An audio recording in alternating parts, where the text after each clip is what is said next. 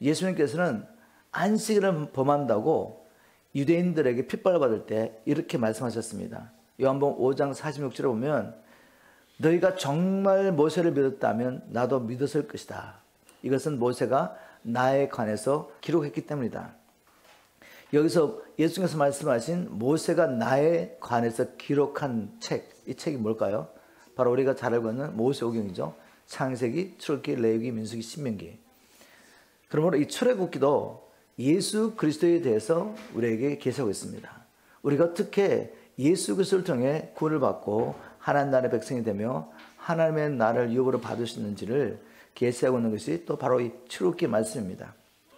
이 출애굽기의 주제는 뭔가 하면 하나님이 택하신 백성, 즉 이스라엘 민족이 어떻게 바로의 권세에서 벗어날 수 있습니까? 그리고 어떻게 애굽에서 탈출하여 약속의 땅 가나안까지 들어갈 수 있습니까? 라는 것이 바로 이 출애굽기의 대주제입니다. 바로 이 출애굽기도 우리의 구원의 여정에 대한 계시인데, 그러므로 이 출애굽기를 통해서 우리는 사단의 권세 아래 있는 우리가 어떻게 사단의 권세에서 벗어나 하나님의 영원한 안식처인 하나님 나라로 들어갈 수 있습니까? 이 질문에 대한 답을 우리가 출애굽기에서 찾을 수 있습니다. 첫 번째 제가 드리고 싶은 질문은 이것입니다. 이스라엘 민족의 역사를 통해 하나님께서는 우리에게 무엇을 계시하기 원하십니까? 이 질문에 대한 답을 하면서 오늘 이 출애굽기를 통해서 주님께서 주시는 말씀을 우리가 하나님으로부터 받기를 주님으로 축복합니다. 이스라엘 민족 역사를 통해 하나님은 우리에게 무엇을 계시하기 원하십니까? 하나님은 약속하신 말씀을 반드시 이루는 전능하시며 신실하신 하나님인 것을 우리는 이스라엘 민족 역사를 통해 알 수가 있습니다. 하나님은 야곱을 통해서 큰 민족을 이루겠다고 약속하셨습니다. 창세기 46장 3절이죠. 하나님이 가라사대 나는 하나님이라 내 아비 하나님이니 애굽으로 내려가기를 두려워 말라. 내가 거기서 너로 큰 민족을 이루게 하겠다라고 하나님께서 야곱에게 약속하십니다. 이 약속을 할 때 야곱의 가족이 얼마였는지 창세기 46장 26절 27절 말씀을 통해 알 수가 있습니다. 야곱이 자기 식구들과 함께 애굽으로 내려갈 때 이와 같이 야곱과 함께 이집트에 내려온 사람들은 그의 며느리들 외에 모두 66명이었는데 야곱과 요셉 그리고 이집트에서 요셉에게 태어난 두 아들을 포함시키면 이집트로 내려간 야곱의 가족들은 모두 7000명이었다. 그 당시만 해도 여인들을 계수하지 않았습니다. 이 장정들만 계산했을 때 바로 야곱의 가족 70명이 이집트로 내려간 거죠. 애굽으로 내려간 70명의 남자들이 나중에 하나님의 말씀의 성취로서 큰 민족을 이루겠다고 말씀하셨는데 얼마나 많이 불어났는지 번성했는지 한번 말씀을 들어보겠습니다. 출애굽기 1장 7절은 이렇게 표현했습니다. 이스라엘 자손은 생육이 중도하고 번식하고 창성하고 심히 강대하여 온 땅에 가득하게 되었더라. 얼마나 번성했는지를 네 번이나 강조하면서 생육이 중도하고 번식하고 창성하고 심히 강대하여 온 땅에 가득하게 되었다고 말합니다.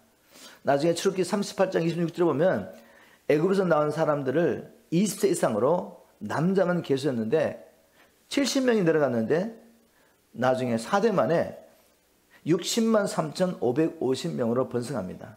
그렇다면 여자들과 아이들과 또 계수에 들지 않는 노인들 다 포함하면 거의 뭐 한 300만 명 되겠죠. 이 70명의 사람들이 이집트에 내려가서 300만 명이 넘는 사람으로 번성케 하신 것입니다. 이렇게 하나님께서는 말씀을 성취하셨습니다. 야곱의 가족이 애굽으로 내려가는 것 그리고 또 그곳에서 태어난 야곱의 후손들이 바로의 권세 아래서 나중에 압제를 당하게 되는데 이것도 하나님의 말씀의 성취였죠. 이스라엘 민족이 이 땅에 존재하기도 전에 하나님께서는 아브라함에게 이렇게 장차 일어날 일을 말씀하십니다.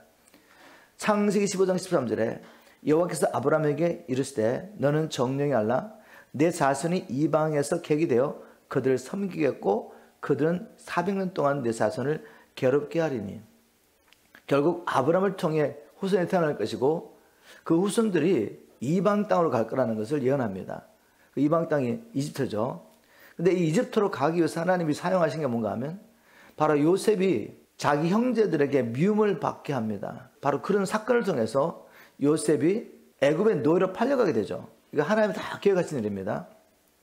형들의 악한 마음까지 사용하셔서 하나님은 이미 아브라함에게 말씀하신 하나님의 계획을 이루시려고 형들의 이 미움까지 사용하는 거죠. 애굽으로 팔려간 요셉이 또 하나님의 계획 가운데 시위대장 보디발의 집에 들어가서 보디발의 신임을 받으며 보디발 집의 모든 재반 업무를 담당하는 총무가 되죠. 나중에는 또 하나님의 섭리 가운데 이집트의 애굽의 총리가 됩니다. 바로 이 영향력을 통해서 야곱의 가정이 이집트로 들어가게 되는데 이집트 사람들과는 완전히 구별된 고센 땅에서 4대 동안 400년 동안 이집트 사람들과 섞이지 않고 번성하게 하시죠. 이 하나님의 계획입니다. 그런데 또 하나님의 말씀을 이루려고 그들 이방 땅에 가게 되지만 또 이방 땅에서 섬기게 될 것이다. 이 말씀이 성취되기 위해서 이집트에서 요셉을 알지 못하는 왕을 새롭게 일으켰습니다. 그게 바로 출애굽기 1장 8절 9절 말씀이죠.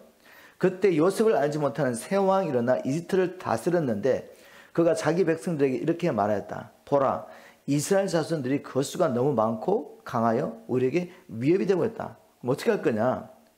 11절을 보니까 그래서 이집트 사람들은 그들을 노예로 삼아 그들을 다스릴 감독들을 세우고 강제 노동으로 그들을 괴롭혔으며 이스라엘 자손들은 바로를 위하여 국고성인 비돔과 람셋을 건축하였다. 왜 이런 일이 일어나죠? 하나님의 말씀의 성취를 위해서.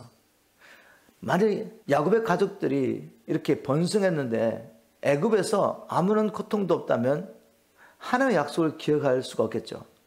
하나님께서 이스라엘 민족을 택하신 것은 단지 이 세상에서 번성하고 땅의 축복을 누리게 하기 위함이 아니었습니다. 그렇게 축복을 누리다가 죽고 난 다음에 영원히 멸망받으면 무슨 소용이 있겠습니까? 이스라엘 백성들을 하나님의 백성 삼으시고 하나님의 백성들로 하나님을 섬기고 하나님의 뜻을 이루어 가다가 하나님 나라와 함께 영생을 유업으로 얻게 하는 것이 하나님의 계획이었죠. 그래서 그들을 하나님의 계획 속에 들어가게 하기 위해서 하나님께서 세상의 권세에서 고난을 당하게 만드시죠. 자, 이렇게 이제 400년 동안 고통을 당하지만 하나님의 계획이 뭐죠? 그들을 하나님이 건져내시고 하나님께서 약속하신 가나안 땅으로 인도하는 것입니다. 그런데 가나안 땅으로 들어올 때 그냥 빈손으로 오지 않게 하겠다고 말씀하셨죠. 많은 재물을 끌고 나오리라 라고 창세기 15장 14절에 이렇게 기록합니다. 그 섬기는 나라를 내가 징치할지며 그 외에 내 자손이 큰 재물을 이끌고 나오리라. 이 말씀이 그대로 성취됩니다. 출애굽기 12장 36절에 이렇게 기록하고 있습니다. 여호와께서 애굽 사람으로 백성에게 은혜를 입히게 하사, 즉 이스라엘 백성에게 은혜를 입히게 하사 그들의 구하는 대로 주게 하심으로 그들이 애굽 사람의 물품을 취하더라. 어떻게 이런 일이 가능할까요? 400년 동안 자기들이 섬기던 애굽 사람들에게 노예가 가서 구하겠습니다. 그런데 구하는 대로 애굽 사람들이 물품을 내어주도록 만드는 거죠. 누가요? 하나님이. 주님의 약속을 이루시려고. 이것은 마치 하나님께서 이스라엘 민족을 위해서 싸우시며 애굽 사람을 치셨는데 마치 이스라엘 백성들이 전쟁에 나가서 싸워 승리한 것처럼 애굽 사람들의 물품을 전리품을 취하게 하신 것이죠. 자, 이처럼 우리는 이스라엘 민족 역사를 통해서 하나님은 말씀하신 것을 반드시 이루시는 전능하시며 신실하신 하나님을 알 수가 있습니다.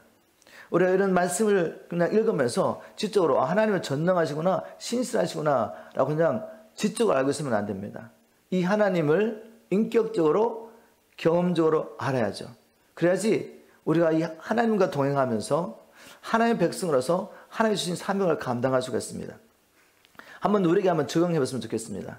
나는 내가 믿는 하나님이 전능하시며 신실하신 하나님이신 것을 믿음으로 어떠한 상황 속에서도 하나님의 말씀을 믿고 순종하며 살고 있습니까?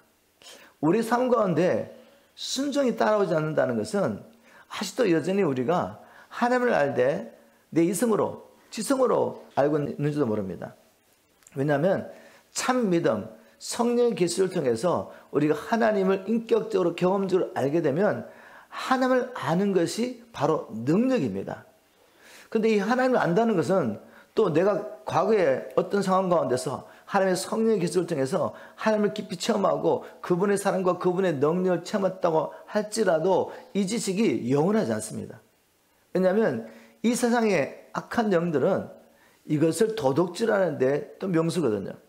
언제든지 우리 안에 들어와서 우리의 믿음을 무너뜨리려고 하나님을 아는 이 지식을 도둑질합니다. 우리가 한때 하나님의 말씀을 믿고 하나님 아는 지식이 우리 안에 있다고 할지라도 우리가 세상의 마음을 열고 세상의 것들을 환영하면 악한 영들은 순간 와서 우리의 믿음을 무너뜨리기 위해서, 믿음이 무너지면 어떻게 됩니까? 순종을 할 수가 없죠. 참 믿음은 역사하는 능력이 있기 때문에 순종해야 되는데 하나님을 아는 지식을 빼앗아가 버리니까 믿음이 무너지고 그러면 순종할 수가 없습니다. 우리가 정신을 차리고 무시로 성령 안에서 기도해야 될 이유가 바로 여기 있는 것이죠. 내가 오늘 아침에 하나님을 만나고 성령의 계시를 통해 하나님의 말씀을 깨닫고 이 말씀을 순종할 수 있는 능력을 받았다 할지라도 또 하루 중간에 어느 순간에 마귀가 와서 이걸 빼앗아가 버리면 우리는 무너질 수밖에 없는 것이죠. 하루 동안 사는 동안에도 무시로 성령 안에서 구하는 것입니다. 성령님, 주님만이 나를 다스려 주십시오. 이렇게 하나님 앞에 간절히 간구할 때 우리가 하나님을 인격적으로 경험적으로 하게 됩니다. 애초에 왜 우리가 타락하여서 불행과 고통과 저주 가운데 살다가 죽게 된지를 꼭 기억해야 됩니다. 그것은 이 마귀의 미혹을 받고 하나님 믿지 못하고 내가 옳다고 생각하는 것을 따라 살기 시작하면서 그렇게 된 것입니다. 그럼 우리는 평생 힘써서 뭘 해야 되냐면 하나님을 아는 지식에서 자라가야 합니다. 그리고 범사에 하나님을 신뢰하며 순종하는을 배워야죠.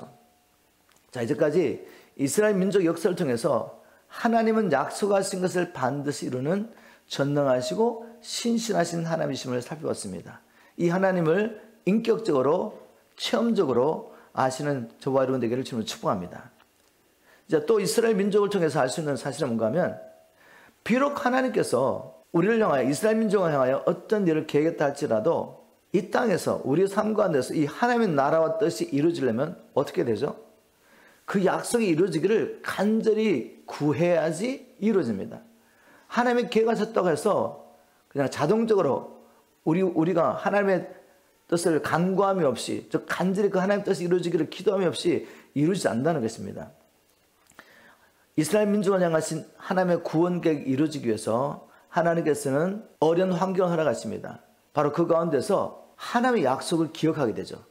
그리고 그 약속이 이루어지도록 간절히 구하게 됩니다. 출애굽기 2장 23절부터 25절. 열해 후에 애굽 왕은 죽었고 이스라엘 자손은 고역으로 인하여 탄식하며 부르짖으니 그 고역으로 인하여 부르짖는 소리가 하나님께 상달한지라. 하나님이 그 고통 소리를 들으시고 아브라함과 이삭과 야곱에게 세운 그 언약을 기억하사 이스라엘 자손을 건념하셨더라. 건념했다는 것은 돌아보시고 관심을 가지게 되었다라고 현대의 성경이 번역했습니다. 여러분, 하나님께서 아브라함과 약속하신 것을 잊어버리시겠습니까? 하나님은 잊어버리지 않습니다. 이 말은 어떤 말인가 하면 이스라엘 백성들이 하나님의 약속을 기억하고 하나님 앞에 간절히 그 약속이 이루어지기를 기도할 때 바로 그때가 이제 하나님이 일하실 때인 것입니다. 이제 하나님께서 이스라엘 민족을 기다리고 있다가 그들이 이 약속을 붙잡고 주님 앞에 간절히 기도하자 이제 일하기 시작했습니다. 자, 바로 이것이 하나님께서 이 땅 가운데서 하나님 일하시는 방법이라는 것을 우리는 하나님의 말씀을 통해 알 수 있습니다. 어떻게 하나님 일하시죠? 하나님은 계획하시고 하나님의 백성들이 이 하나님의 계획이 이루어지도록 간절히 기도할 때 일하시는 것, 이것이 하나님의 방법이라는 거죠. 우리가 엘리야의 삶을 통해서 알 수 있습니다. 이스라엘 민족이 하나님의 백성임에도 불구하고 하나님을 버리고 우상 숭배에 빠져가지고 우상을 열심히 섬겼으니까 하나님께서 징계로 3년 반 동안 비를 내리지 않습니다. 그런데 3년 반의 징계 시간이 지나고 난 다음에 하나님께서 엘리야에게 말씀하시죠. 엘리야야, 내가 이제 비를 내리겠다. 비를 내리겠다고 열왕기상 18장 1절에 약속하십니다. 말씀하셨죠. 그럼 비가 와야 되잖아요. 근데 비는 그렇게 오지 않습니다. 하나님 말씀하셨지만, 선포하셨지만 하나님의 사람이, 이 땅에 있는 하나님의 사람이 믿음으로 하나님의 뜻을 선포하고 그리고 그 뜻이 이루어지기를 간절히 절박한 심령으로 끝까지입니다. 끝까지 여러분. 끝까지 기도할 때 비가 오죠. 열왕기상 18장 우리 41절부터 45절 말씀을 제가 쉬운 말씀으로 한번 읽어보겠습니다. 여기서 우리 하나님이 일하시는 원리를 발견해야 됩니다. 그리고 왜 나는 하나님 그 수많은 약속들을 어느 순간에 믿었는데, 그런데 경험을 하지 못하고 살고 있는지 보십시오. 엘리야가 아방에 말했다. 이제 올라가셔서 식사하십시오. 벌써 큰 비가 몰려오는 소리가 들립니다. 엘리야가 지금 3년 반 동안 비가 오지 않았는데 비만 안 온 게 아니라 이슬도 내리지 않았습니다. 그런데 큰 비 소리가 들리니까 빨리 가라는 거죠. 왕에게. 바로 믿음의 선포였습니다. 지금 현상으로는, 육체적인 현상으로는 아무 일어나지 않았죠. 그런데 하나님의 말씀을 통해서 그는 믿었기 때문에 큰 비의 소리를 미리 듣고 있는 것입니다. 그리고 난 다음에 아합이 이제 올라가서 먹고 마셨지만, 엘리야는 뭐였죠? 성경에 보니까 아합은 올라가서 먹고 마셨지만, 그러나 엘리야는 갈멜산의 꼭대기로 올라가서 땅바닥에 엎드려 얼굴을 두 무릎 사이에 묻었다. 뭘 표현하고 있습니까? 아주 절박한 것입니다. 간절한 것입니다. 주님, 생명을 거는 기도를 시작하는 거죠. 이렇게 기도하면서 엘리야가 시종을 보냅니다. 기도 응답이 있는지 없는지 확인하려고. 엘리야가 시종에게 일렀다. 더 높은 곳으로 올라가 멀리 바다 쪽을 내려다 보아라. 시종에 올라갔다가 내려와서 말했다. 아무것도 보이지 않습니다. 이렇게 절박한 심령으로 간절히 하나님의 약속을 붙잡고 자기 뜻대로 자기 소원을 구한 게 아니에요. 이렇게 해주십시오 주님, 이걸 구한 게 아니라 내가 비를 내리겠다, 이 약속을 붙잡고 간절히 절박한 심령으로 기도하는데도 불구하고 아무런 현상이 없습니다. 우리는 이때 많이 절망하죠. 그리고 주님 말씀하시는데 왜 안 되지? 그리고 마음을 닫아버립니다. 포기할 때가 얼마나 많은지 몰라요. 근데 엘리야는 그렇게 하지 않았습니다. 이것이 엘리야와 우리의 차이일지도 모릅니다. 하나님께 쓰임받았던 믿음의 사람들과, 만약 우리가 하나님을 체험적으로 하나님의 전능하심과 신실하심을, 그 약속들을 경험하지 못하겠다면 우리는 엘리야처럼 하나님을 믿지 않기 때문에 그렇습니다. 엘리야는 믿음의 사람이었습니다. 그래서 아무런 사인이 보이지 않는다 그래서 포기하지 않습니다. 왜? 하나님의 말씀은 성취되어야 되기 때문에. 그리고 비가 오지 않으면 하나님의 백성들은 멸망하게 됩니다. 그래서 생명을 건 기도를 계속하죠. 시종에게 말합니다. 아무것도 보이지 않은 차 엘리야는 계속해서 7번이나 시종을 올려보냈다. 7번이나. 그 말은 7번이나 간절하게 기도했다는 거죠. 한 번 보내고, 두 번 보내고, 세 번 보내고, 다시 기도하고. 이렇게 간절히 기도해서 7번째 보냈더니 시종이 7번째로 다녀와서 말했다. 바다 저 멀리에서 손바닥만한 작은 구름 한 조각이 떠올랐습니다. 그런 동안에 이미 폭풍이 일고 온 하늘에 먹구름이 덮이더니 세찬 소나기가 쏟아져 내렸다. 마침내 하나님의 약속이 이루어졌습니다. 어떻게 해요? 하나님이 약속하셨지만 그 약속을 믿고 간구하는, 포기하지 않고 절박한 심령으로 끝까지 끈기 있게 약속이 임할 때까지 부르짖고 기도했던 엘리야를 통해 하나님은 일하셨습니다. 여러분, 이게 하나님의 방법이에요. 하나님의 방법. 에스겔을 통해서도 우리가 똑같은 원리를 발견할 수 있습니다. 에스겔은 남유다가 BC 586년에 바빌론에게 멸망하고 포로로 끌려가는 가운데서 예언했던 사람이죠. 이미 북이스라엘은 BC 722년에 아수르에 멸망하고, 남유다는 BC 586년에 바빌론에 멸망하고 난 다음에 하나님의 백성이 다 핫점을 받고 난 다음에 정말 아무런 소망이 없는 같은 그런 때 하나님은 에스겔을 통해 예언했습니다. 에스겔 36장 22절 현대의 성경입니다. 그러므로 너는 이스라엘 백성에게 나 주 여호와가 이렇게 말한다고 일러주어라. 이스라엘 백성아, 내가 이렇게 하는 것은 너희를 위해서가 아니라 너희가 들어간 이방 나라에서 더럽혀진 나의 거룩한 이름을 위해서다. 내가 나의 거룩한 이름을 위해서, 왜냐하면 너희들은 내 이름으로 일컬음을 받는 내 백성이기 때문에 내 이름을 위해서라도 나는 일을 행하겠다. 어떤 일을 행하시겠다고 말씀하셨습니까? 24절에 보니까 내가 너희를 이방 나라에서 이끌어내겠다. 모든 나라에서 내가 너희를 모아 본토로 데려와서 맑은 물로 너에게 뿌려 모든 더러운 것과 우상에서 너를 깨끗하게 하겠다. 27절에 보니까 또 내 영을 너희 속에 넣어주어 너희가 내 법을 따르고 내 명령을 준수하게 하겠다. 너희는 내가 너희 조상들에게 준 땅에 살 것이며 너희는 내 백성이 되고 나는 너희 하나님이 될 것이다. 이게 원래 하나님의 계획이었잖아요. 아브라함이 태어나기도 전에, 이스라엘 민족이 이 땅에 존재하기 전에 하나님의 계획하신 게 뭔가 하면 열방 가운데 이스라엘 민족을 자기 백성 삼으셔가지고 하나님을 섬기게 하고 하나님을 증거하겠다는 것이 하나님의 계획이 있었습니다. 근데 이스라엘 민족이 할 수 없는 것을, 그래서 실패한 것을 하나님은 메시아를 보내시고 성령을 보내셔서 하시겠다고 약속하신 것이죠. 이렇게 하나님의 구원 계획을 말씀하신 후에 주님이 이렇게 덧붙입니다. 에스겔서 36장 37절, 나 주 여호와가 말하노라. 그래도 이스라엘 족속이 이와 같이 자기들에게 이루어주기를 내게 구하여 할지나. 자, 그래서 우리가 계속해서 보는 원리가 뭐죠? 하나님이 이렇게 하시겠다고 계획하셨을지라도, 우리에게 부흥을 약속하시고 성령을 보내시겠다고 약속하셨을지라도 우리가 어떻게 된다고요? 그렇게 하여 주기를 구해야죠. 예수 그리스도 안에서 하늘에 속한 신령한 모든 복을 주셨다고 주님 말씀하셨습니다. 우리에게 경륜과 생명에 속한 모든 것을 이미 주셨기 때문에 우리는 주님께서 사셨던 그 삶을 살 수가 있는 것입니다. 근데 우리가 그것을 누리고 있지 못하다면 그 이유는 구하지 않기 때문이죠. 바로 이런 이유 때문에 예수님께서 제자들에게 기도를 가르쳐 주실 때 이렇게 말씀하셨죠. 제자들은 예수님의 삶 가운데 예수님의 기도가, 예수님의 말씀이 다 성취되는 것을 보았습니다. 그래서 그 비밀을 알기 위해서 주님, 우리에게도 기도를 가르쳐 주세요. 그랬더니 주님이 가르쳐 주신 기도가 뭐죠? 그러므로 너희는 이렇게 기도하여라. 하늘에 계신 우리 아버지요, 아버지의 이름이 거룩히 여김을 받게 하시고. 왜 우리가 구해야 되느냐? 구하는 목적이 뭐냐? 내가 원하는 것, 내 소원을 얻기 위해서 구하는 게 아닙니다. 바로 이것이 성도와 불신자들, 이 땅에 살면서 우상을 섬기는 자들의 차이죠. 우리 믿는 자들은 우리의 만족을 위해서 내가 원하는 것을 구하는 것이 아닙니다.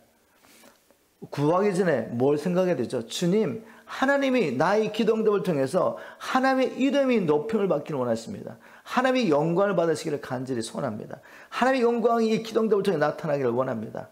이제 이 목적을 가지고 기도하라는 거죠. 그러면 무엇을 구해야 됩니까? 구할 핵심의 내용은 아버지의 나라가 속히 오게 하소서. 아버지의 뜻이 하늘에서 이루어진 것 같이 땅에서 이루어지게 하소서. 바로 하나님의 나라와 뜻이 이루어지도록 간구하라는 것입니다. 그럴 때 하나님이 영광을 받으신다. 모든 피조물을 창조하신 하나님께서는 계획이 있었다는 거죠.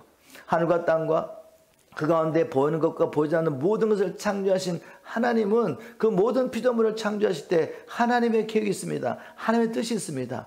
그 뜻이 이루어질 때 하나님의 영광을 받으시는 거죠. 그래서 우리의 기도는 어떤 기도해야 됩니까? 우리가 하나님 앞에 나와서 아침마다 시간을 정해놓고 밤마다 시간을 정해놓고 또 무신 하나님 앞에 간구하는 것은 무엇입니까? 주님 오셔서 그 하나님의 나라가 내 안에 이루어지게 도와주십시오. 유대인들의 지도자가 와서 이렇게 말합니다. 예수님께, 예수님, 주의 나라가 언제 임하겠습니까? 네, 주님은 이렇게 말씀하십니다. 주의 나라가 언제 임하는 게 중요한 게 아니라 주의 나라가 네 안에 임하는 게 중요하다. 하나님의 나라는 여기 있다 저기 있다 할 것이 아니라 네 안에 있다고 말씀하시죠. 우리가 하나님 나라의 뜻이 이루어지도록 주님 앞에 간구할 때, 예수님이 가르쳐주신 기도를 할 때 우리는 먼저 그 나라가 내 안에 이루어지기를 간절히 구하셔야 됩니다. 이건 정말 간절히. 여러분, 매일 시간을 정해서 하나님 앞에 나가서 기도하는데 제가 여러분께 부탁드렸죠. 이렇게 기도하십시오. 먼저 주의 나라의 뜻이 여러분 안에 이루어지도록 간절히 구하십시오. 예수 충만, 성령 충만을 구하십시오. 내 마음의 생각의 뜻이 주님과 같이 될 수 있도록 주님 오셔서 통치해달라고 주의 이름을 부르며 간절히 구하라고 말씀드렸는데 이거 쉽지 않습니다. 그렇게 기도할 때 무슨 현상이 있는 것도 아니고 뭐 느낌 있는 것도 아니기 때문에 이렇게 기도하다가 또 포기하거든요. 그럼 또 뭘 구하시겠습니까? 내 뜻을 구하시겠어요? 아니요. 여러분, 포기하지 마시고 이 기도를 드리십시오. 이 기도를 드리다가 이제 여러분의 마음 가운데 주님이 감동을 주신 대로 하나님의 말씀을 열어주시면 그 말씀을 묵상하면서 하나님의 가르침을 받고, 그렇게 하나님 앞에 간절히 기도하다가 생각나는 것, 주님께서 보여주신 게 있다면 또 중보를 하십시오. 그렇지만 우리는 무엇을 구해야 됩니까? 주님이 오셔서 먼저 통치해 주기를 기도해야죠. 그렇게 기도하다 보면 회개할 것이 먼저 보입니다. 내가 하나님의 뜻대로 살지 못한 것, 내가 내 혀를 잘못 사용한 것, 내가 잘못한 행동들을 보여주시죠. 그러면 회개하는 것입니다. 왜? 내가 구하는 것은 내 욕심을 이루는 것이 아니라 하나님의 나라와 뜻이 이루어지는 것이기 때문에 회개하셔야죠. 그렇게 회개를 하고 다시 하나님 앞에 나아가서 예수의 피를 뿌리고 우리 죄 용서를 받고 난 다음에 또 하나님 앞에 주님 오셔서 내 마음과 생각, 뜻을 지켜주십시오. 주님 한순간에도 주님이 나와 함께 하지 않으시면 나는 주의 뜻을 알지만 행할 수 있는 능력이 내게 없습니다. 그래서 무시로 하나님 앞에 구할 수밖에 없는 것이죠. 살다가도 또 내가 뭔가 실수한 것을 보면 그 자리에 다시 한번 하나님의 용서를 구하면서 주님 오셔서 나를 다스려 달라고 우리가 끊임없이 이렇게 하나님의 나를 구하면서 성령께서 우리의 기도를 들으시고 오셔서 우리의 생각과 뜻을 추정할 때 현상이 있습니다. 현상. 어떤 초자연적인 것을 기대하지 마십시오. 정말 초자연적인 것은 뭔가 하면 주님이 오셔서 나의 마음을 통치하시기 때문에 내 안에 평강이 있습니다. 내 삶 가운데 어떤 일이 일어난다 할지라도 하나님을 온전히 신뢰하는 믿음이 내 안에 있기 때문에 말할 수 없는 평강이 내 안에 있습니다. 그리고 그 가운데 기쁨이 흘러나오죠. 바로 주 안에서 우리 항상 기뻐할 수 있습니다. 언제? 성령이 오셔서 나를 통치할 때. 바로 우리 주님께서 가르치신 이 기도 핵심을 따라 저와 여러분이 힘써서 주의 나라와 뜻이 내 안에 임하도록 성령 충만이 임하도록 말씀 충만이 임하도록 예수님께서 오직 왕으로 통치하시도록 이렇게 간구하기 이러심으로 축복합니다. 자, 이 시점에서 이제 이런 질문을 한번 해봤으면 좋겠습니다. 왜 하나님은 우리를 향하신 하나님의 뜻을 이루시기 위해서 우리에게 간절한 기도를 기다리실까? 여러분, 우리 하나님 전능하시잖아요. 전능하셔서 말씀 한마디면 그냥 다 이루어집니다. 근데 왜 우리의 이 기도, 연약한 우리가 하나님 앞에 나와서 간절히 기도하기를 인내하며 기다리실까? 왜 그런 방법을 통해 하나님 나라를 이루어가실까? 천사 한 명 보내가지고 그냥 다 해결할 수 있는데. 저는 이 말씀 묵상하면서 하나님께서 이처럼 우리를 사랑하시구나 라는 걸 알게 됐습니다. 하나님 우리를 너무 사랑하세요. 우리 하나님은 우리와 마음을 합하기 원하시는 거죠. 우리가 온전히 연합하기를 원합니다. 여러분, 하나님의 뜻이 이루어지도록 간절히 기도하다 보면 성령께서 보여주시죠. 하나님 나라와 뜻이 이루어지기를 간절히 구하다 보면 내가 하나님의 뜻을 붙잡고 기도하는 것 같은데 그 안에 깊은 곳에 가보면 내 욕심이 있고 내 야망이 있는 것입니다. 이런 것을 쳐주십니다. 하나님께서. 하나님의 뜻을 위해서 간절히 기도하다 보면 또 내 안에 숨어있는 것들이 드러나기 시작하죠. 그래서 이런 것들을 버리게 됩니다. 이렇게 간절히 하나님의 뜻을 위해서 간구하면서 하나님은 내 안에 나는 주님 안에 거하는 이 연합이 이루어지는 거죠. 하나님 우리를 사랑하시기 때문에 우리를 사랑하는 아내로 여기시기 때문에 우리를 또 사랑하는 신부로 여기시기 때문에 신부인 우리와 아내인 우리와 마음과 뜻이 온전히 하나 되기를 원해서 우리에게 하나님의 뜻을 따라 기도함을 통해서 하나님의 나라를 이루어 가시는 이 하나님의 영적 원리인데 바로 이렇게 하신 것은 우리를 이토록 사랑하시기 때문에 그리고 또 우리가 이 하나님과 언제 연합하여서 하나님 나라와 뜻이 우리 안에 이루어질 때 어떤 일이 일어납니까? 우리가 간구하는 우리가 그렇게 사모하는 진정한 생명과 행복이 우리 안에 넘치는 것입니다. 우리 안에 하나님 나라에 임할 때 하나님 주시는 평강과 기쁨이 넘치는 것이죠. 바로 이 일을 위해서 하나님께서 하나님의 뜻을 이루어가는 방편으로서 우리의 기도를 기다리신다는 것입니다. 또 다른 이유는 이 땅에서 하나님 나라와 뜻을 이루어가는 일을 하나님이 천사에 맡기지 않습니다. 연약하고 부족하지만 자기 자녀들에게, 자기 백성들에게, 자기 안에 있는 신부인 우리에게 맡겨주시면서 네가 가서 땅을 정복하고 다스리라고 말씀하십니다. 왜냐하면 이제 하나님 나라가 온전히 맺을 때 우리의 신랑이신 예수 그리스도와 함께 신부인 우리가 공동 상속자로 하나님의 나라를 다스리게 될 것입니다. 지금부터 연습을 하셔야죠. 지금부터 이걸 훈련해야죠. 한번 또 적용해 보겠습니다. 나는 하나님의 모든 약속들은 내가 믿음으로 끝까지 기도함을 통해서만 경험할 수 있다는 것을 믿음으로 끈질기게 기도하겠습니까? 저는 이 기도를 굉장히 많이 하는데 요한복음 14장 12절에 보면 내가 진실로 너에게 이르노니 너희가 나를 믿으면 내가 하는 일을 너희도 할 것이다. 이 말씀을 저는 붙잡고 거의 매일 기도합니다. 주님이 하셨던 그 일 나도 정말 하고 싶습니다. 그중에 정말 하고 싶은 게 뭔지 아십니까? 주님처럼 기도하고 싶습니다. 주님처럼 아버지와 친밀한 교제를 나누고 싶습니다. 저는 그 기도를 제일 많이 합니다. 주님처럼 기도하게 저를 도와주세요. 주님처럼 기도하면 아버지가 하시는 일을 볼 수가 있잖아요. 그러면 주님이 행하셨던 그 모든 일을 행하게 됩니다. 그리고 주님처럼 죽기까지 아버지의 뜻에 순종하게 도와주십시오. 주님이 하셨던 그 일 저도 하고 싶습니다. 저는 이 기도를 끈질기게 할 것입니다. 주님 오시는 그날까지 계속 할 것입니다. 주님이 하신 일을 나도 할 수 있다고 믿기 때문에. 무엇보다도 나는 하나님의 뜻이 이루어지도록 기도하는 과정을 통해서 누리게 되는 복을 경험하고 있습니까? 여러분, 우리가 하나님의 뜻이 이루어지도록 간절히 기도하는 과정 가운데 놀라운 복이 임하죠. 내가 하나님의 형상으로 변화됩니다. 그리스도와 연합하는 일이 일어나게 되죠. 하나님의 통치가 내 안에 이루어지게 되죠. 하나님의 뜻이 내 눈에 보이게 이루기 전에도 하나님의 뜻을 붙잡고 믿음으로 간구할 때 이런 놀라운 복들이 있습니다. 여러분, 이 복을 누리게 되기를 주님으로 축복합니다. 이제 큰 두 번째 질문을 던지면서 하나님의 말씀을 한번 나눠보도록 하겠습니다. 두 번째 질문은 뭔가 하면, 출애굽기는 예수 그리스도 안에서 하나님의 나라를 이루어가시는 하나님의 구원 계획에 대해서 무엇을 계시하고 있습니까? 모든 성경 말씀이 예수 그리스도를 통해 하나님 나라를 이루어가시는 하나님의 구원 계획을 계시하고 있는데, 특별히 출애굽기는 무엇을 계시하고 있습니까? 하나님은 출애굽기 사건을 통해서 궁극적으로 영적인 출애굽을 우리에게 계시하고 있습니다. 역사적으로 이스라엘 민족이 출애굽했죠.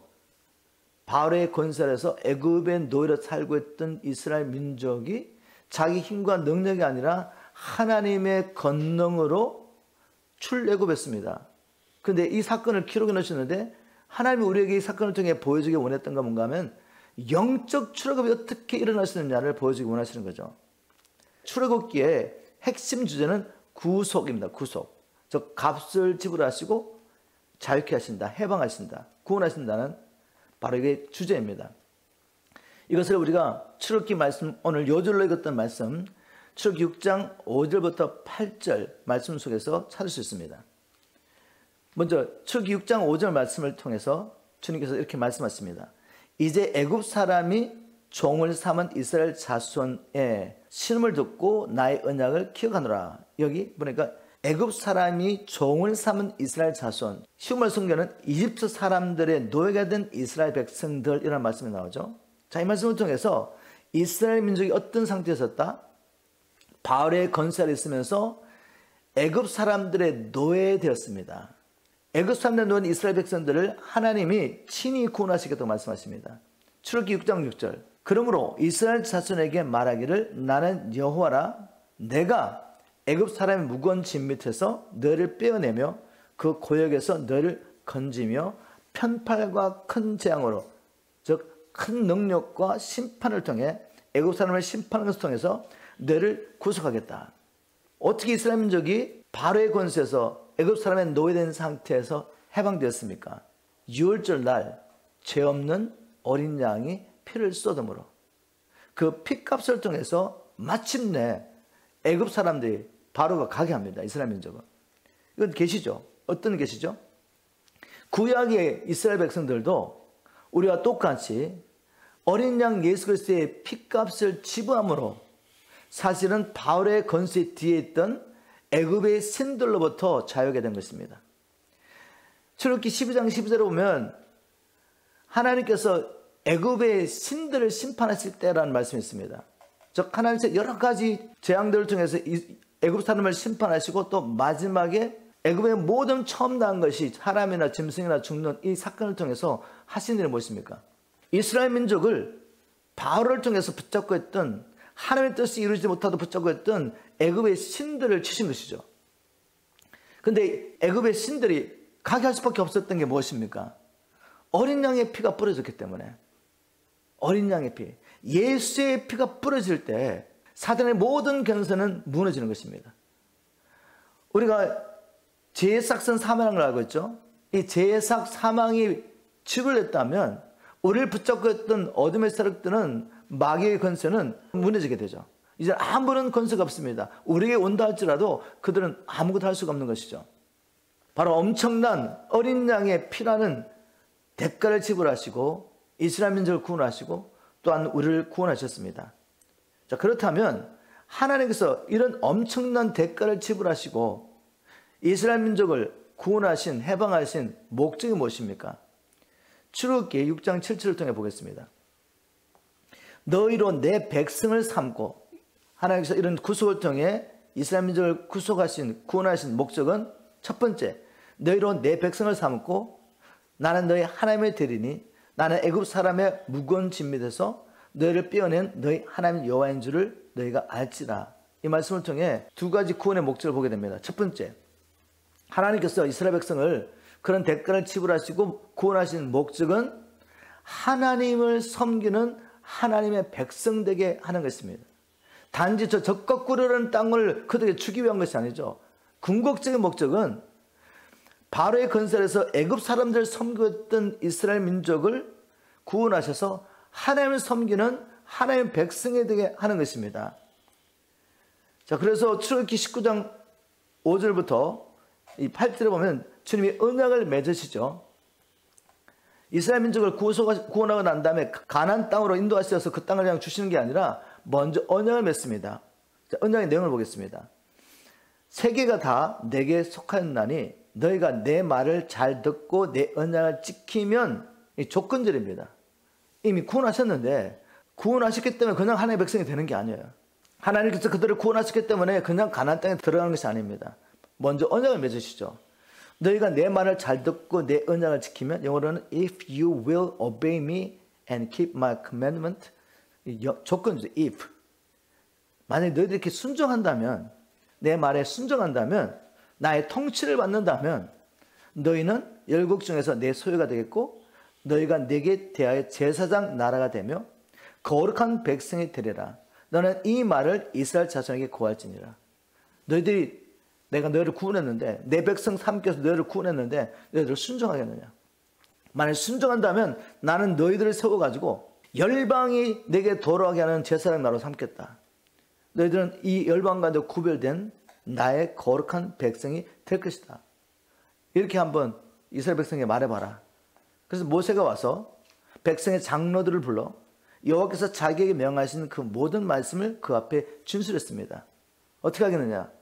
그랬더니 출애굽기 19장 8절에 백성이 일제히 응답을 가로되 여호와의 명하신 대로 우리가 다 행하리이다.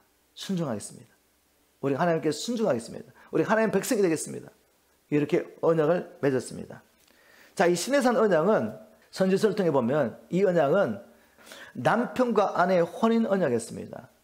시내산 언약은 이스라엘 민족과 하나님께서 아내와 남편으로서 언약을 맺은 거죠. 예레미야 31장 32절을 보면 이렇게 기록하고 있습니다. 나 여호와가 말하노라. 이 언약은, 지금 이제 하나님께서 이스라엘 민족이 첫 번째 언약을 깨트렸습니다. 어떻게 해요? 이렇게 언약을 맺고 하나님만을 사랑하고 섬기겠습니다. 주님께 순종하겠습니다. 이렇게 신부의 아내 언약을 선포하고 난 다음에 이걸 깨트립니다. 어떻게 해요? 가나안 땅에 들어가서 가나안 땅에 있는 수많은 우상들을 섬기면서 하나님 언약을 깨트렸습니다. 그래서 하나님께서는 새로운 언약을 세우실 필요가 있었던 거죠. 나 여호와가 말하노라. 이 언약은, 지금 내가 세우는 언약은 내가 그들의 열조의 손을 잡고 애굽 땅에 인도해 내던 날에 세운 것, 그게 뭐죠? 시내산 언약이죠. 이 시내산 언약과 같지 않을 것은 내가 그들의 남편이 되어도 그들의 내 언약을 파했습니다. 그러면 시내산 언약이 어떤 언약이었습니까? 바로 혼인 언약이었죠. 이 혼인 언약을 이스라엘 민족이 깨트린 것입니다. 다시 본문 말씀으로 돌아가서 하나님께서 이스라엘 백성들을 바로의 노예된 상태에서 구원하신 목적은 뭐라고요? 하나님을 섬기는 하나님의 백성 되게 하려고, 마음과 뜻과 정성을 다해 하나님만을 사랑하는 하나님의 신부, 아내가 되게 하기 위한 것이었습니다. 바로 이런 목적으로 구원하신 거죠. 근데 두 번째 목적이 또 무엇입니까? 보니까 나는 애굽 사람의 무거운 짐에서 너희를 빼어낸 너희 하나님 여호와인 줄을 너희가 알지라 라는 말씀을 통해서 하나님께서는 이스라엘 민족에게 영생을 주기를 원하셨습니다. 하나님께서 그들을 애굽의 권세에서, 바로의 권세에서 애굽 사람의 노예된 상태에서 하나님의 큰 팔과 큰 능력으로 구원하시니 모든 구원의 과정을 통해 이스라엘 민족이 하나님을 체험적으로 알기를 원했던 것입니다. 여기 너희가 알지라라는 말씀은 히브리어로 야다를 상징해요. 야다. 야다는 헬라의 기노스과 똑같은 의미죠. 우리가 기노스코 굉장히 많이 나눴습니다. 야다나 기노스코는 동일하게 어떤 대상을 지적으로 아는 것을 말하지 않습니다. 인격적으로 경험적으로 아는 것을 말하죠. 그래서 이 야다도 아담이 그 아내 하와와 동침함에 하와가 잉태하여 가인을 낳고라고 말할 때 동침하다는 의미로 쓰게 됩니다. 친밀하고 인격적이며 체험적인 지식을 말하기 때문에. 그래서 예수님도 우리가 하나님을 아는 것이 영생으로 했죠. 그렇다면 하나님께서 이스라엘 민족을 구원하신 목적, 의도적으로 하나님께서 애굽의 건설, 바로의 건설에서 애굽 사람의 노예된 상태에서 고통을 당하게 하시고 그 고역 가운데 부르짖는 것을 통해서 하나님께서 그들을 하나님의 능력으로 구원하시는 것을 통해서 뭘 원했습니까? 자기를 알리기 원하셨던 거죠. 자기 백성들이 하나님을 인격적으로 경험적으로 야다하기 원하셨던 겁니다. 바로 이거 야다가 하나님을 아는 것이 영생이기 때문에 영생을 주시려고 구원하신 것이죠. 그런데 많은 경우에 이스라엘 민족처럼 우리는 땅에 보는 것들을 막 구합니다. 잠깐에 또 없어질 것들. 왜냐하면 하나님께서는 자기 백성으로 삼으시고 그리고 영생을 주시기 위해서. 그리고 세 번째 목적은 무엇입니까? 6장 8절이죠. 출애굽 6장 8절. 내가 아브라함과 이삭과 야곱에게 주기로 맹세한 땅으로 너를 인도하고 그 땅을 너에게 주어 기업으로 삼게 하리라. 나는 여호와라 하셨다 하라. 결국 가나안 땅을 기업으로 주기를 원하셨습니다. 이스라엘 백성들은 자기 받은 땅을 결코 잃어버리면 안 됩니다. 혹시 잃어버렸다 할지라도 또 기업 물을 자의 법을 통해 회복하고 hin의 법을 통해서 회복하고 돌려주고, 왜냐하면 이 가나안 땅은 영원한 하나님 나라를 상징하기 때문에. 자, 정리하면 이렇습니다.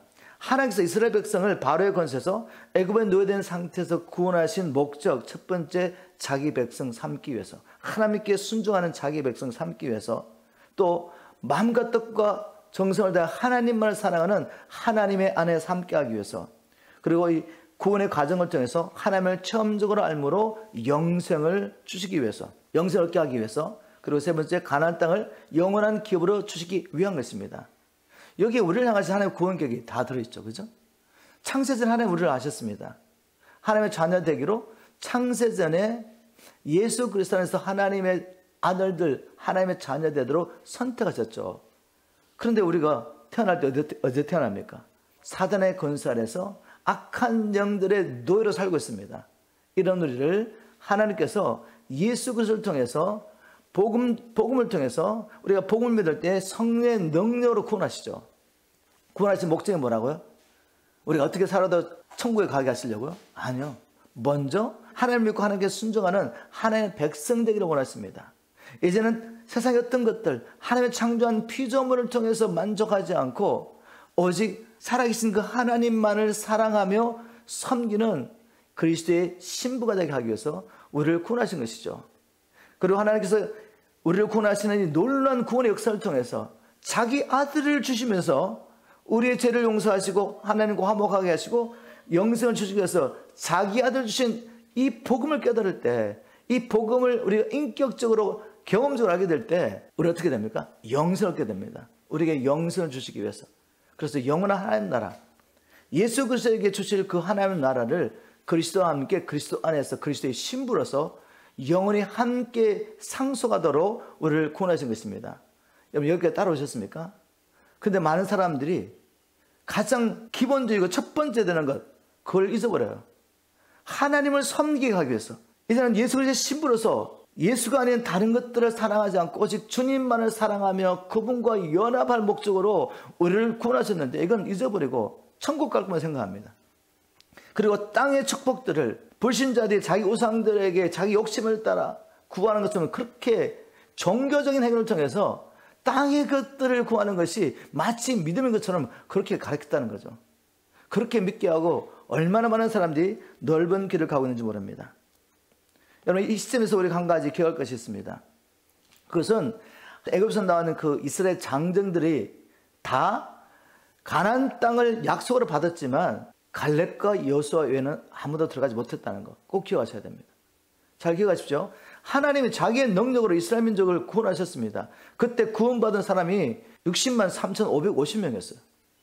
그런데 60만 3,550명 가운데 갈렙과 여호수아만 약속의 땅에 들어갔다는 거죠. 그럼 나머지는 왜 못 들어갔습니까? 나머지는 들어가지 못하고 광야에서 다 죽었습니다. 원망하고 불평하다가. 히브리서 기자는 이렇게 기록하고 있습니다. 그 이유를 히브리서 3장 18절 19절 또 하나님이 누구에게 맹세하사 그의 안식에 들어오지 못하리라 하셨느냐 그 순종치 아니하던 자에게가 아니냐 이러보건대 저희가 믿지 아니함으로 능히 들어가지 못한 것이라. 하나님의 구원을 받았는데 그 큰 능력으로 구원을 받았는데 그들이 이제 하나님께서 주실 가나안 땅에 들어가기 위해서 앞에 섰을 때 하나님을 믿지 못합니다. 그리고 뭐라고 말하죠? 가나안 땅에 살고 있는 가나안 족속들의 강단을 보고 그들이 세운 난공불락의 성을 보고 움츠러듭니다. 우리가 점령할 수 없다.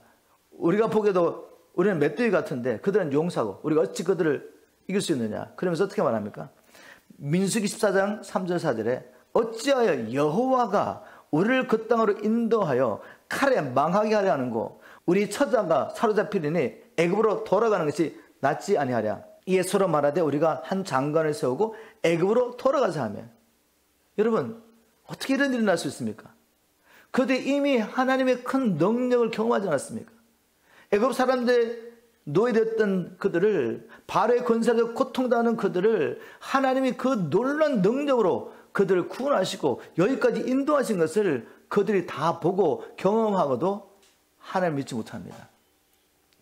하나님을 믿지 못하고 원망하고 불평하면 차라리 우리가 하나님을 섬기다가 이 가나안 족속들에게 맞아 죽기보다는 차라리 애굽으로 돌아가자. 그래서 바로의 권세에서 옛날처럼 애굽 사람을 섬기자 이렇게 말합니다. 바로 하나님을 이렇게 오해한 거죠. 어찌 여호와가 우리를 그 땅으로 인도하여 칼에 망하게 하라는 거. 여러분 구약이나 신약이나 하나님의 백성으로 분을 받았는데 결국 마지막에 하나님의 나라를 유업으로 받지 못하는 사람들의 특징이 똑같습니다. 마태복음 25장에 나오는 이 달란트 비유 가운데서도 하나님께서 주신 것을 따라서 충성하지 못하고 순종하지 못하고 결국 바깥 얻은 게 쫓겨났던 그 종. 누가복음 19장에도 보면 문화의 비유가 있죠. 예수님께서 10종을 불러서 한 문화에서 나눠줬는데 어떤 사람은 10문화를 남기고 어떤 사람은 5문화를 남기고 마지막에 한 사람은 한 문화를 그냥 가지고 왔습니다. 남기지 못하고. 하나님께서 주신 사명을 감당하지 못한 자들의 핑계가 뭔가 하면 당신은 이런 사람이기 때문에 하나님에 대한 주에 대한 자기 주인에 대한 엄청난 오해를 갖고 있습니다. 그래서 결국은 그들은 그 자기 주인을 믿지 못하기 때문에 순종하지 못해서 바깥 어둠에서 쫓겨나는 것입니다. 하나님 나라에 들어와서 그 나라를 함께 다스리는 영광으로 초청을 받았는데 거기까지 못 간 것입니다. 왜? 하나님을 알지 못했기 때문에. 그래서 하나님을 믿지 못하고 순종하지 못했기 때문에. 하나님의 말씀은 분명합니다. 결국은 하나님을 믿지 못하고 불순종하는 자들, 그런 자들은 하나님 나라에 들어갈 수가 없죠. 오늘 이 나눈 말씀을 통해 우리 현대교회의 모습을 정직하게 대면했으면 좋겠습니다. 지금 우리 교회 안에 어느 시대보다도 더욱 강하게 미혹의 역사가 있죠. 그 결과로 수많은 사람들이 그냥 진짜 복음이 아닌데 성경이 말하는 복음이 아니에요. 이건 다른 복음입니다. 다른 복음을 진리인 것처럼 따라간 사람들이 얼마나 많습니까?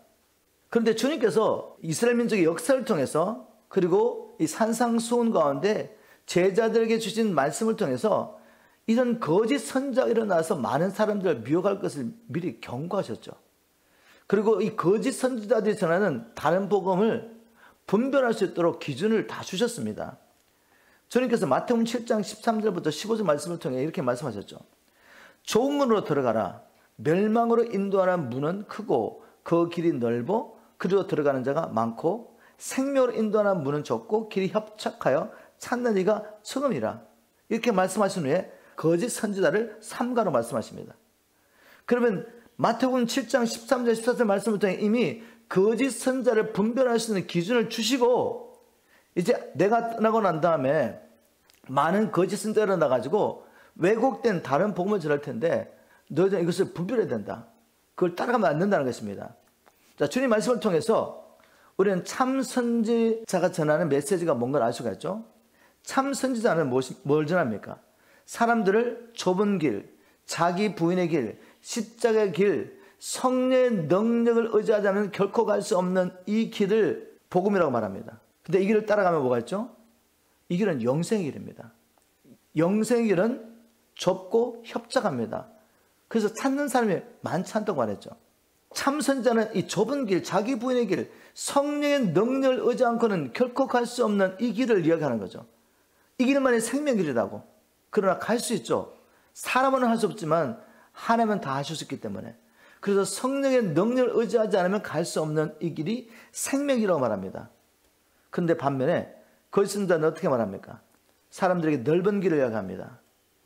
자기 사랑의 길, 육체 욕심을 따라 마음껏 살아도 갈 수 있는 길. 근데 그 길을 가면 어떻게 되죠? 영원한 멸망을 경험하게 되죠. 여러분 한번 자기 자신에게 질문해 보십시오.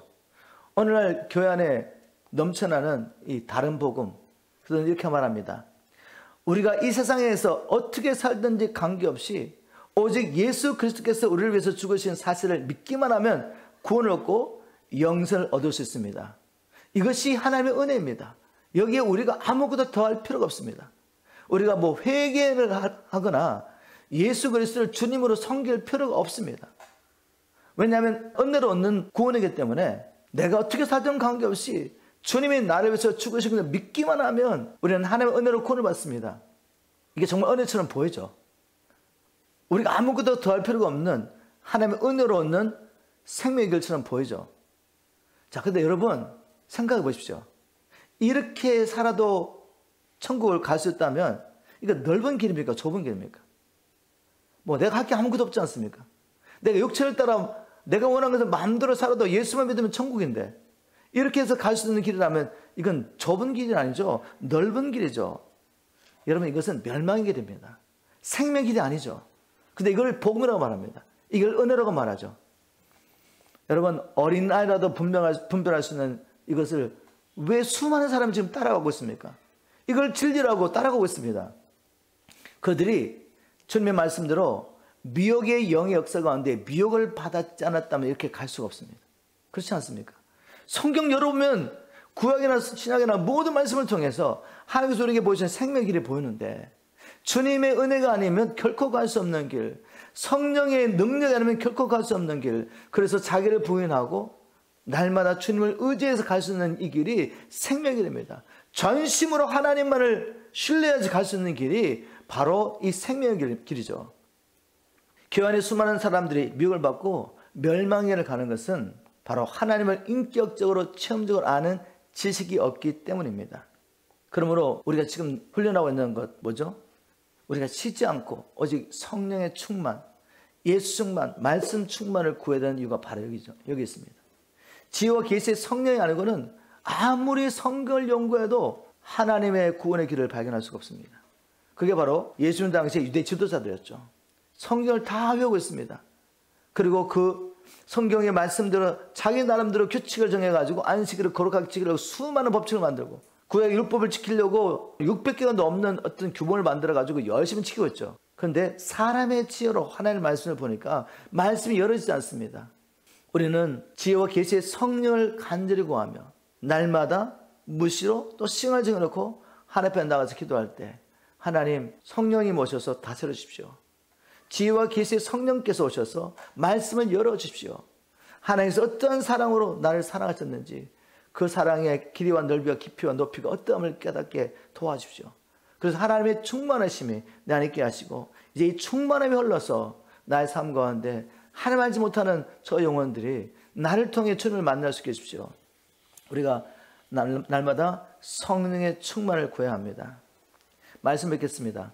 출애굽기를 통해서 하나님께서 우리에게 주시는 메시지는 분명합니다. 하나님께서 아들의 생명을 주시면서까지 우리를 죄와 사단의 권세에서 구원하신 목적은 하나님 백성 삼으시기 위해서 그리스도의 신부가 되게 하기 위함이었습니다. 그리고 영생과 함께 하나님의 나라를 유업으로 주시기를 원하셨습니다. 그럼 우리는 하나님께서 우리에게 베푸신 이 큰 사랑과 은혜를 알므로 하나님만을 사랑하며 섬겨야 합니다. 이것이 왜 우리가 쉬지 않고 지혜와 계시의 성령을 간절히 구해야 될 이유입니다. 하나님의 계시가 없이는, 성령의 계시가 없이는 아무도 하나님을 알 수 없기 때문에, 성령의 능력이 아니고는 아무도 하나님의 뜻을 따라 살 수 없기 때문입니다. 베드로는 자기 자신으로서는 죽는 데까지 주님을 따라가기 원했습니다. 그러나 자기 확신을 통해서는, 자기 결단을 통해서는 하나님을 따라갈 수 없습니다. 성령의 충만을 받아야 되죠. 나중에 베드로는 성령의 충만을 받고 난 다음에 복음과 그리스도에서 십자가에 거꾸로 못 박혀 죽기까지 하나님을 따라갈 수 있습니다. 이런 은혜가 저와 여러분의 있기를 저는 축복합니다. 그래서 주님께서 우리에게 맡겨주신 이 사명을 다 감당하고 죽기까지 주님께 순종하며 주님의 오시기를 예배하다가 우리가 마지막 날 주님을 만나야 되기를 주님으로 축복합니다.